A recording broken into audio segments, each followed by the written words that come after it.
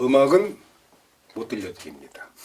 말로만 하는 음악 이야기 시작하겠습니다. 이번 곡은 뭐죠? 김 감독이 추천한 오텀 리브스. 예, 오톰 리브스가 정말 수많은 사람들이 또 노래를 하고 연주를 했죠. 근데 저는 그 두 곡을 갖고 얘기하자고 네. 먼저 말씀드렸었어요. 오케이. 하나는 재즈 뮤지션인 캐논볼 애덜리 Something Else 앨범에 있는 오톰 리브스 하고 또 하나는 에릭 클랩튼의 오톰 리브스. 예.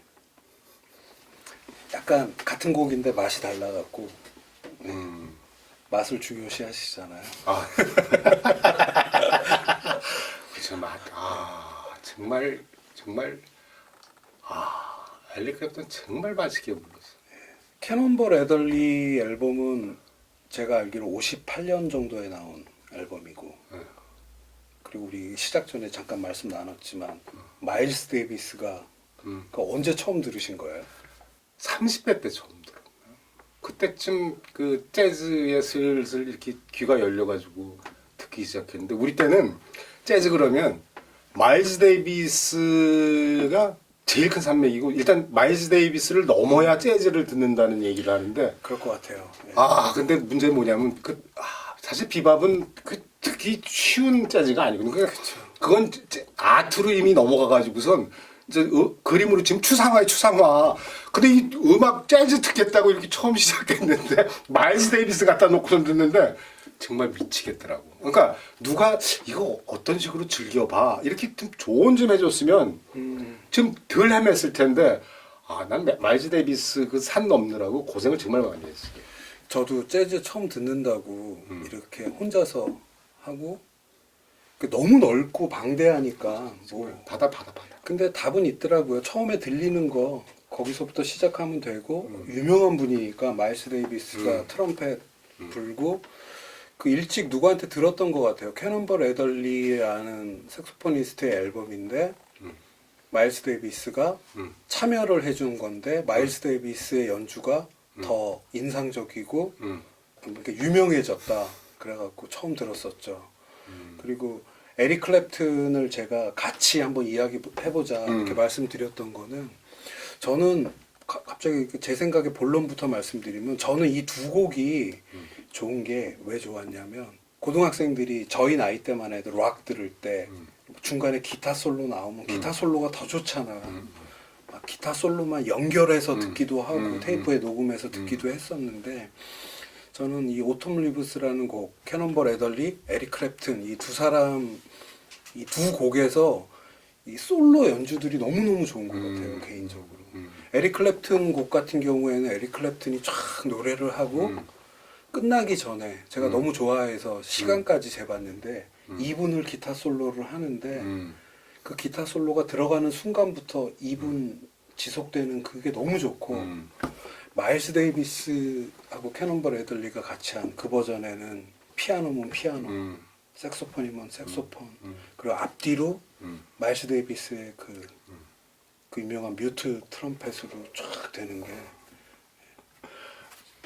역시 가을이죠 그것도.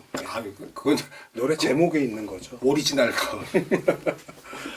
네, 오텀 리브스는 사실 이 재즈 아니 뭐 재즈의 스탠다드 넘버인데 근데 이제 이게 원래 팝으로 먼저 알려져 있잖아요. 그래서 저는 그냥 샹송. 샹송인데 이제 이브몽땅이 불렀는데 미국에 알려진 거는 이브몽땅이 아니고 이브몽땅 연인이었던 에디트 피아프가 가서 불렀어요. 그 두 분이 연인이었어요? 그거 몰라요? 모르죠. 그거를 알 나이는 아닌 것 같아요, 제가 또. 무랑루즈 여왕이 에디트 피아프였어요. 근데 신인 가수가 들어왔는데 그 꽃미남이야. 이브몽땅이야. 당시엔 최고의 프랑스 사람들 취향이 좀 이상한데 하여튼 그때 최고의 미남이었어. 그래갖고 에디트 피아프가 접근을 했어. 접근을 했는지 안 했는지 모르지만 자우지간 이브몽땅이 에디트 피아프의 후견으로 스타가 돼요. 그 노래로만 되는 게 아니고 영화에도 출연을 하게 됐어. 에디트 피아프가 힘을 써가지고. 그렇겠죠. 예. 그래서 그 영화가 밤의 문이라는 밤의 문이라는 그런 영화인데 원래 이 어텀 리브스는 미국에서 붙인 이름이에요. 원래 그 오리지널 프랑스 제목이 있죠. 근데 이게 나 예. 발음 못해. 그 발음 못하고 저도 발음 못하고 르무로 시작. 그게 뜻이 그냥 이렇게 죽은 잎에 죽은 잎. 죽은 그래서 고엽이구나. 죽은 잎. 그래서 뭐 번역 우리는 고엽으로 번역을 한 거고 팝은 어텀 리브스라고. 영어로 가사 붙이면서 그렇게 됐나 봐요. 그래서 이 곡을 원래 이브몽땅이랑 에드피아프가 같이 미국을 가기로 했는데 이브몽땅이 공산주의자로 찍혀서 미국 입국이 거부돼서 에디트 피아프만 가서 이브몽땅의 노래를 에디트 피아프가 먼저 불러서 사실 그래서 에디트 피아프 곡으로 한참 알고 있었어요. 나중에 해서 나도 지금 안 건데 그래갖고선 이 어텀 리브스 내가 알고 있는 거 그 Something Else 앨범. 나는 사실 이게 캐논볼 애덜리 거라고 생각한 적이 한 번도 없어. 그러니까 그 앨범에 대해서 노래만 들었지 앨범 구체적으로 좀 알아보려고 그러진 않았으니까. 그게 왜냐면 마일스 데이비스가 정말 친근하게 다가왔고 마일스 데이비스를 갖다 이렇게 나처럼 얇게 아는 사람들은 마일스 데이비스를 왜 좋아하냐면 금관악기 아니에요. 트럼펫이. 근데 이걸 뮤트를 써가지고선 이걸 실내 악기처럼 그러니까 원래 이 트럼펫 같은 거 이렇게 하면은 멀리서 들어야 돼서 가까이서 들으면 고막 터지고 뭐 이러잖아. 그런 거 근데 질르지 않아도. 그러니까 이 마일스 데이비스 고 시절에 이 트럼펫 연주를 들면은 기타를 갖다가 아주 이 클래식 기타를 갖다가 아주 손내듯이 치듯이 그 뮤트 써가지고선 소리가 그냥 부드럽게 맨 처음에 이게 무슨 악기지 할 정도로 들려요. 그래서 무슨 얘기냐면 난 이게 원래 캐논볼 애덜리가 아니고 마일스 데이비스 곡인 줄 알았어. 근데 사실 그 메인 멜로디는 사실 마일스 데이비스 트럼펫이 이 어텀 리브스는 주가 돼요. 캐논볼 애덜리는 저기잖아. 알토 색스폰이잖아. 그렇죠. 예. 그래서 중요한 부분은 중요한 부분인데 받아갖고 애드립만 하는 거. 음악 전체를 들으면 그냥 기본적으로 음악만 딱 들으면 아 이거 마일스 데이비스 곡이네 이렇게 생각하는 곡이에요. 제가 어디서 봤는데 마일스 데이비스가 콜롬비아사랑 계약이 돼 있어서 블루노트 그 유명한 블루노트에서 나오는데 캐논볼 애덜리 이름으로 하면서 마일스 데이비스가 사이드맨으로 왔다. 계약 관계 때문에 뭐 그런 이야기도 있더라고요. 근데 캐논볼 애덜리가 들으면 섭섭한 이야기죠. 캐논볼 애덜리가 하는데 선배 트럼펫 좀 와서 해주세요 해갖고 했는데 그게 명연주가 된 거다. 뭐 이렇게 생각하면 되는 것 같아요. 그 참고로 얘기하면 재즈를 갖다가 이제 처음 듣기 시작할 때 재즈 곡으로 작곡돼서 나온 곡도 있지만 되게 이제 팝에서 널리 알려진 곡들을 재즈화 시키는 거잖아요. 스탠다드라고 스탠다드죠.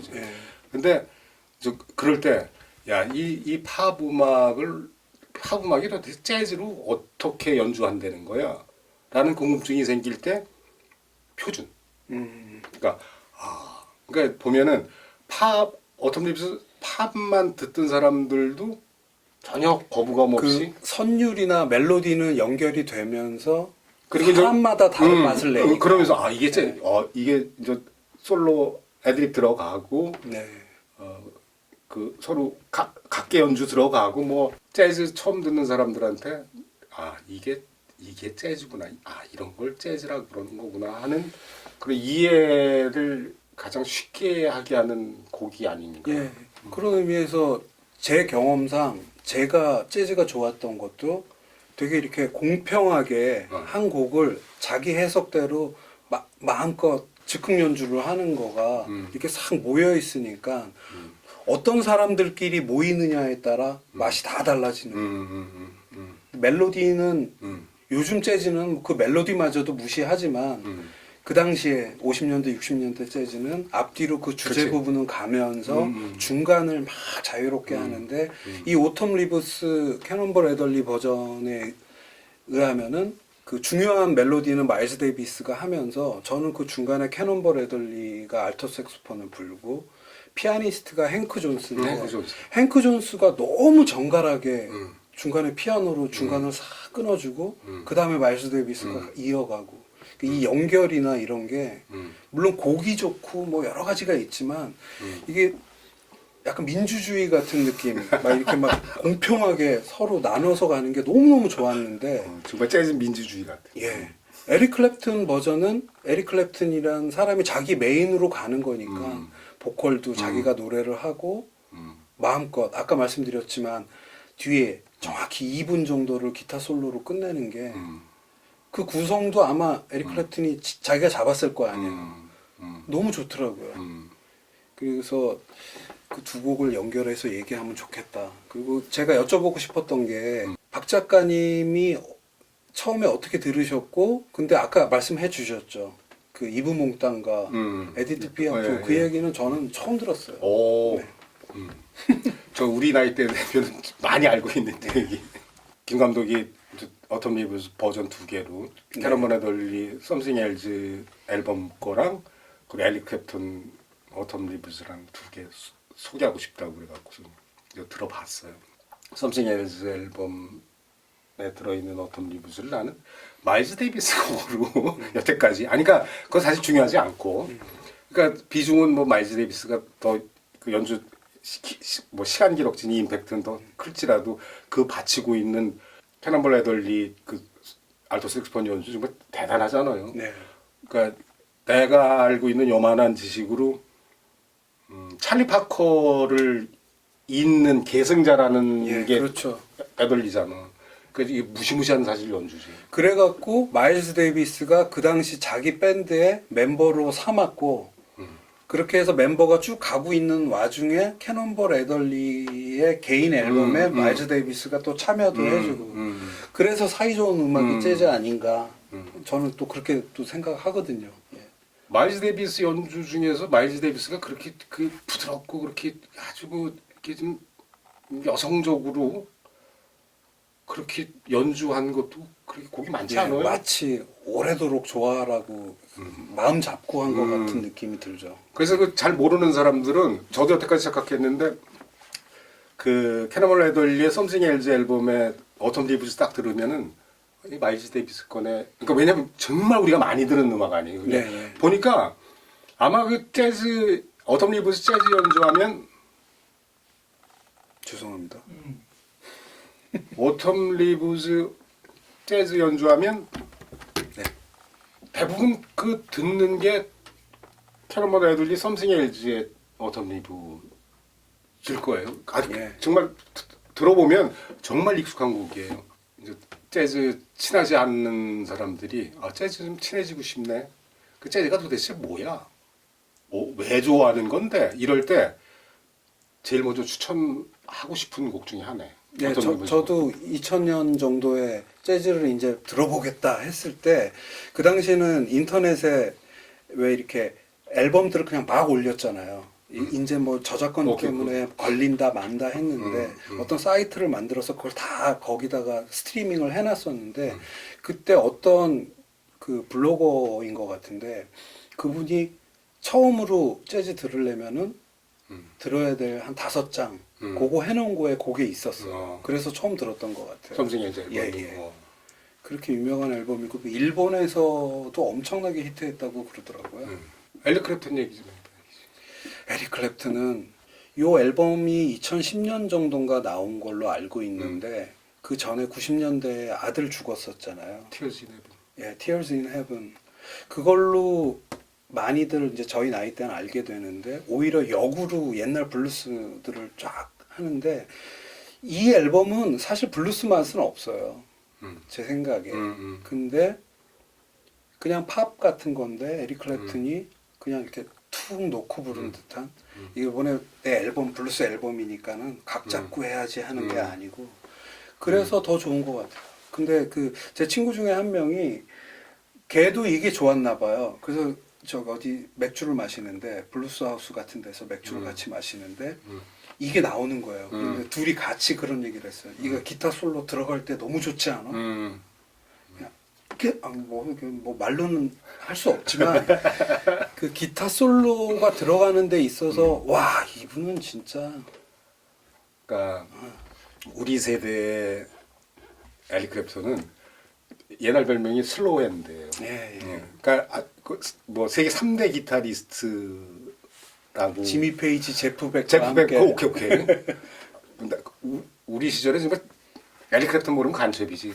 근데 아이샤트 셰리프라는 예. 그 보컬 불러가지고선 노래 정말 제법 하네라고 그랬어. 그리고 진짜 에릭 클랩턴 보컬은 별로 그렇게 신경을 안 쓰고 있는데 90년대 틸즈 내분. 나는 이게 정말 충격이었어요. 와이프가 친정이 샌프란시스코 미국에서 거기를 갔다 와가지고 음악을 갖다가 그냥 무심코 음악 이렇게 딱 듣는데 탁 첫 소절이 들어오는 거야. 이게 뭐야? 나 이제 소름 끼쳤어. 그 보컬에 그렇죠. 틸즈 내분 그 에릭 클랩턴의 보컬에 근데 정말 저 노래 잘한다 그러고서 저 보컬 몇 곡 했잖아. 그리고 어텀 리브스를 들었어. 그러니까 이제는 슬로우 핸드가 아니고 슬로우 보컬이라고 그래야 되나? 슬로우 마인드가 된 것 같아요. 정말 이건 이렇게 영혼을 막 이렇게 주무르는 목소리야 이제. 기타리스트가 기타만 잘 치면 되지 무슨 노래를 그렇게 잘 부르냐고. 그러게요. 예. 이렇게 가슴이면 가슴, 머리면 머리로 이렇게 음악이 목소리가 이렇게 척척 감겨. 그러니까 우리나라 아티스트들도 그 뭐 예를 들어 신중현 선생님이나 이런 분들도 훨씬 더 나이가 많으신 분이긴 하지만 계속 그렇게 그 나이대별로 목소리를 좀 이렇게 노래도 하시고 연주도 하시고 그러면 좋을 텐데 그게 참 아쉬운 것 같아요. 어떤 면에서는. 안타깝죠. 네, 우리나라는 그런 스탠다드라 할 만한 곡들이나 그걸 계속 유지하는 문화가 요즘 젊은 사람들이 나이가 먹으면은 이제 갈 것 같은데 지금 나이 드신 분들도 그렇게 좀 하시면 좋을 것 같다는 생각도 하게 되네요. 근데 이제 제가 우리나라 재즈 1세대 분들을 좀 알고 있는데 방송 작가 하기 전에 저 잡지사 기자를 좀 해가지고서 그런 분들을 좀 많이 알게 됐는데 우리는 지금 여건이 너무 안 돼요. 왜 그러냐면 기억하시는 분이 있을지 몰라요. 흑우라고 알려진 분이 있어요. 김대환 씨. 예. 쌀 아래 반야심경 예. 270자 한 걸로 기네스북 올르고 이런 분인데 이분이 아주 유명한 우리 재즈 아티스트 중에서 이 퍼커셔니스트 드러머로는 뭐 이거였죠. 손꼽혔죠. 근데 이 양반이 80년대 그때 이제 프리 재즈를 하시는데 이렇게 몇 번 모여갖고서 음악을 하려고 목공을 배웠어. 그 장을 짰어. 그러니까 왜 장을 짰냐면 자기가 하고 싶은 음악을 하는데 돈이 안 되는 거예요. 그러니까 돈을 벌어야 먹고 살아야 되니까. 그래서 장을 짰는데 그 재밌는 게 뭐냐면 그 양반이 그 세공을 갖다가 하던 양반이 아닌데 먹고 살려고 장을 짜다가 세공을 배우기 시작한 거예요. 그래갖고 그 기술까지 간 거예요. 대단한 양반이. 근데 그때 다 그래요. 강대환 씨라고 우리나라 프리 재즈 최고인 양반은 색소폰 부시는 양반이지. 저만 해도 들어서만 알고 있거든요. 이 양반은 음악을 하려고 보석 감정사 일을 했어. 그 1세대 재즈 뮤지션들 중에 그 얼마 전에 돌아가신 박성현 선생님 그 야누스? 그때 저 대학교 때 그 재즈 앳더 야누스 앨범은 사긴 샀었거든요. 근데 그런 것도 있는 것 같아요. 듣는 사람들이 요즘은 이제 그런 게 많이 없어졌지만 저만 해도 약간 우리나라 거는 우리나라 사람이 블루스를 한다거나 재즈를 한다거나 이러면은 약간 심지어는 팝적인 것도 우리나라 앨범들은 무시하고 그랬었는데 지금은 빌보드 차트 1위 하는 세상이 돼 있으니까 오케이. 그러니까 재즈도 블루스도 이제 이렇게 다들 잘하는 그리고 우리 왠지 일본에 비하면 우리는 아닌 것 같고 저만 해도 그렇게 생각을 했었거든요. 근데 바뀌어가는 와중인 것 같기는 해요. 그죠? 네. 예. 그러니까 보면은 아니 뭘 알아들을 수 있다고 재즈를 들어. 아니 그거 아니야. 예. 아 걔네들 음악인데 우리가 들어서 뭐 알겠어. 뭐 이런 얘기를 하자. 아, 당연히 하겠지. 근데 이게 음식이랑 똑같은 거거든. 스파게티 왜 먹어? 국수 먹으면 되지. 근데 스파게티랑 국수랑 다르거든. 이태리 사람들이 스파게티 먹을 때 그 맛은 모를 거야 우리가. 그 정서는. 근데 그 맛있고 나름대로 우리가 즐길 수 있거든. 그거만 즐기면 되지. 그러니까 이태리인처럼 당연히 스파게티를 우리가 못 먹지. 그건 당연하지. 근데 분명히 즐길 수 있고 맛있는 부분이 있거든. 그럼 그거 즐기면 되는 거거든. 근데 옛날에 이제 그게 너무 무시했지 그런 거를. 네. 우리 재즈맨들이 우리 노래를 가지고 팝송이 아니고 우리 노래 가요를 가지고 재즈를 하면 시큰둥하고. 예. 그러니까 이제 문제는 뭐냐면 그 재즈의 맛을 아는 사람들이 많지 않아서 그랬었던 거고 지금은 이제 음악 듣는 층들도 넓어지고 그래갖고서 우리 가요로도 다들 옛날부터 연주를 많이 했어요. 재즈 연주 많이 했는데 앞으로 많이 나오겠죠. 그렇죠. 그리고 또 어떻게 생각하면은 흔한 말이지만 음악에 국경 없다는 게 재즈도 미국 건데 어느 순간에는 미국에서 시들해지고 유럽이나 특히 일본에서 엄청나게 부흥하고 일본에서만 발행되는 판들이 생기고 그럼요. ECM 같은 경우에는 유럽의 독일의 프로듀서가 하는데 그게 한 장르가 되기도 하고 또 우리도 좀 우리 걸로 만들고 우리가 더 앞서 나가는 거예요. 재즈도 그랬으면 하는 바람이 좀 있죠. 저는. 그 재즈는 태생적으로요 미국에서 시작됐지만 미국 음악 아니에요. 그건 정말 전 세계가 만든 음악이에요. 예. 그러니까 시작은 미국에서 했지만 마일스 데이비스가 대표적인 거예요. 아 그리고 니나 시몬 네, 니나 시몬 알죠? 알죠. 나중에 해야 되는데 니나 시몬 같은 경우도 그렇고 뭐냐면 미국에서는 배척당했어요. 그리고 예. 미국에서는 이해 안 됐어. 이해 안 하려고 그랬고 그런 재즈 뮤지션들을 키운 데가 유럽이고 일본이에요. 예. 일본도 재즈에 대해서 일정 부분 기여한 데가 있어요. 일본이. 네. 니나 시몬 그 말씀하시니까 얼마 전에 다큐멘터리 본 적이 있는데 니나 시몬이 그 60년대 흑인 저항운동 저항운동 최고. 그거 하면서 미국에서는 이제 잡음이 많아지니까 그냥 본인 자체가 외국에 가서 살다가 몇 년, 한 8년인가 안 하고 있다가 유럽에서 하는 재즈 페스티벌에서 복귀하고 막 그러더라고요. 그러니까 미국에서는 찬밥인데 거기 가면 제대로 대접을 해줬지. 예. 이상의 대접은 아니고 그가 받을 만한 대접을 유럽에서는 할 줄 알았지. 그 50년대, 60년대 재즈 뮤지션들이 제가 아는 바로는 미국에서는 대접을 못 받고 그 인종차별이 그렇지. 엄연하니까. 근데 오히려 프랑스 같은 데 가면 흑인이어도 그냥 다 똑같이. 마일스 데이비스도 그랬다고 그러면 하더라고요. 예. 마일스 데이비스 거기 다큐멘터리지. 예. 가면 유럽 가면 신이야 신. 예. 그러니까 자기 너무 대우해 주는 게 그게 떠받드는 게 아니라 그냥 아무렇지도 않게 차별이 없다는 게 그한테는 너무 좋았는데 미국에 돌아오면은 클럽 앞에 있다가 미국 경찰한테 백인 경찰한테 얻어맞기도 하고 자존심도 많이 상했을 것 같아요. 그죠? 에릭 크랩턴 좌우지간 어텀 리브스 이걸로 얘기가 저 언제까지 샜었는데 다시 원위치로 와가지고 맞아. 김 감독이 할 얘기 있으면 아니 난 정말 그 김 감독 때문에 한동안 안 들었는데 정말 모처럼 들으니까 야 정말 좋네. 네. 그 사실 뭐 음악이란 게 오톰 리브스 또 얼마나 많은 사람들이 연주했겠어요. 근데 이제 만약에 누군가가 이렇게 듣는다면 그러니까 완전 정통 재즈 연주곡으로도 한번 듣고 보컬이 있는데 블루스 기타리스트이자 보컬리스트인 사람 맛으로도 듣고 만약 그 두 곡이 들어서 좋으면은 그 수많은 오톰 리브스들도 차근차근히 들어오지 않을까. 그 음악 듣는 방법이 그런 건 것 같아요. 하나 배워서 그 옆에 거 듣고 그 옆에 거 듣고 아예 반대 것도 한번 듣고 그러다 보면 되지 않나. 뭐 드릴 말씀은 그 정도인 것 같네요.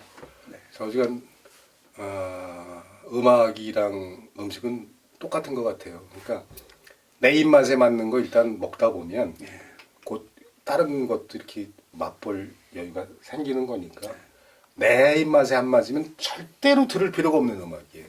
들을 필요 왜 고문을 당해? 그럴 필요 없이 그냥 좋아해야 돼. 좋으면 듣고 그 듣다 보면 이게 이 맛을 느끼는 이 미각의 스펙트럼이 넓어지듯이 이 후각도 이 소리 듣는 그것도 이렇게 확장이 돼요. 그런 것 같아요. 네. 오케이. 그러면은 대충 여기서 할 얘기 다 했으니까 마무리 짓죠. 그러시죠.